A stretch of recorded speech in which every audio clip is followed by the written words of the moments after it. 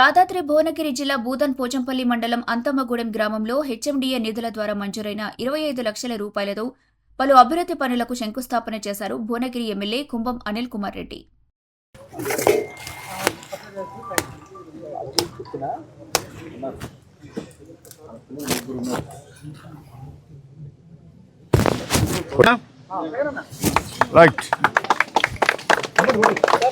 Success అమలమైంది sir.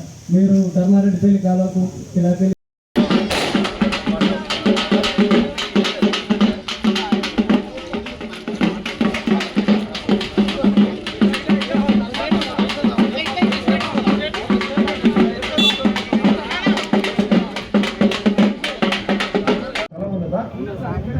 దీనికి సంబంధించిన నిధులు కేటాయిస్తాం. ఇప్పుడు ఇచ్చిన నిధులు మీకు ఇచ్చినాం, మీరు అడిగిన ఇచ్చినాం.